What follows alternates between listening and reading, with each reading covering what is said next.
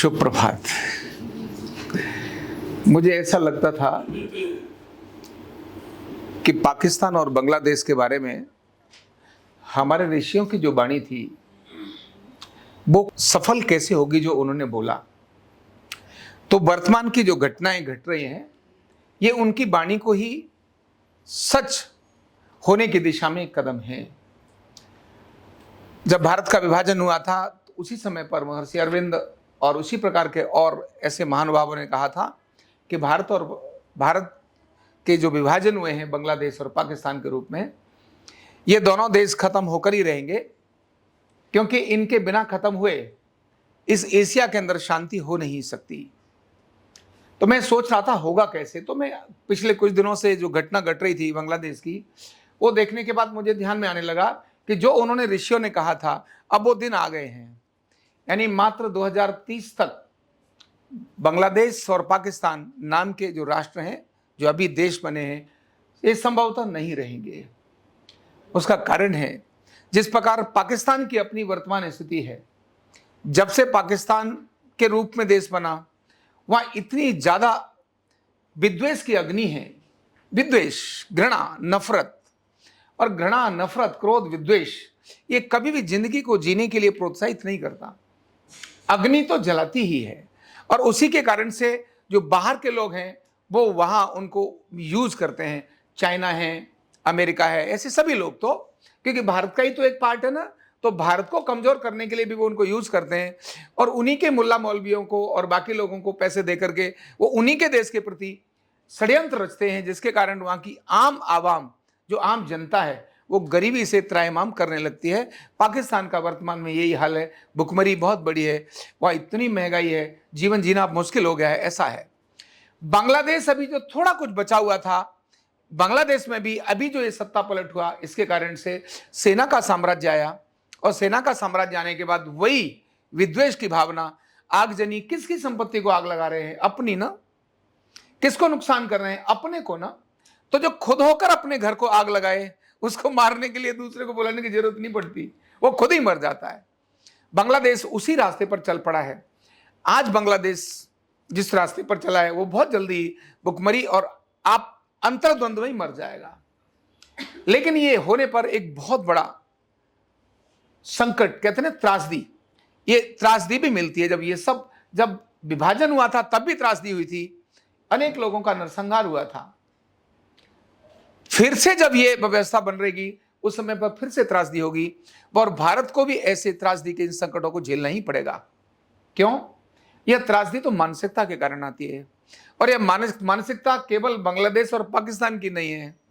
इनको नियंत्रित करने वाले जो देश हैं, जो इन पर अधिकार जमा करके अपने स्वार्थों को सिद्ध करने वाले जो देश हैं, वो वहां की भोली भाली जनता को, वहां भोले वाले, जो मैं भोले ही बोलूंगा, मुल्ला मौलवियों को, वहां भोले भाले जो वहां के राजनेता हैं, उनको वो अपनी कठपुतली बनाकर, जैसा लालच देकर, भ्रम देकर, उन्हें दिखाकर, तुमको उनको टेम्पररी सुख देकर, ले देख तेरे को तो बढ़िया आलीशान घर बना दिया, इसमें तू रह, इनको ठोक, सालों को मार, अपने ही लोगों को मारने की स्थिति पैदा कर दी है उन्होंने।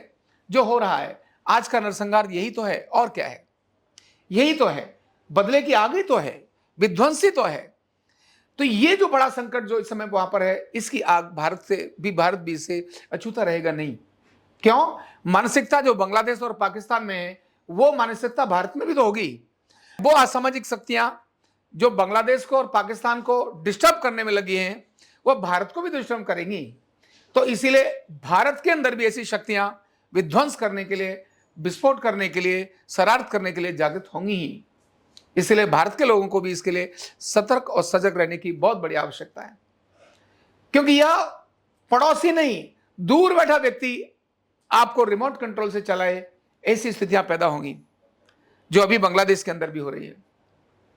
किस प्रकार घरों में जला दिया लोगों को बंद करके, किस प्रकार लोगों को त्राहिमाम हो रहा है, ये किसकी नुकसान हो रहा है? अल्टीमेटली तो जो बांग्लादेश मतलब देश नहीं है तो उस राज्य का और उस गांव का ना, उस शहर का विध्वंस है ना। जो अब मान लो किसी भी देश में, किसी शहर पर किसी दूसरे देश ने आकर के बम विस्फोट कर दिया, तो देश, वहां की तो जनता मरी ना।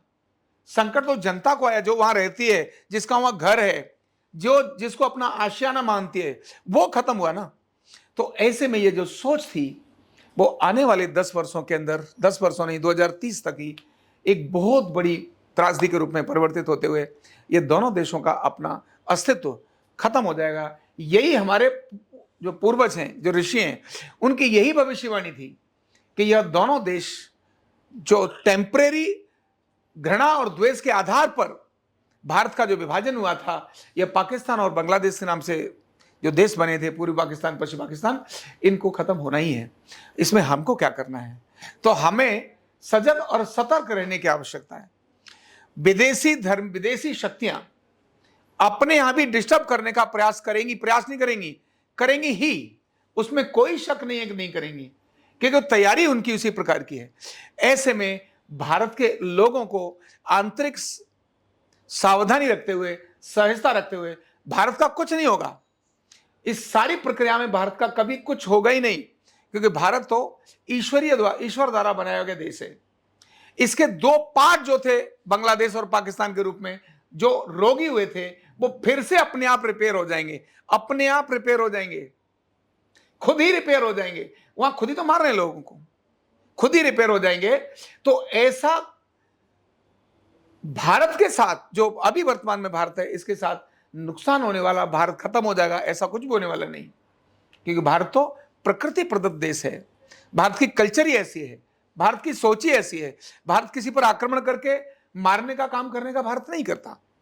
लेकिन विधर्मी सोच, इस सारी प्रक्रिया को, भारत का विभाजन भी उसी विधर्मी सोच के कारण से हुआ था।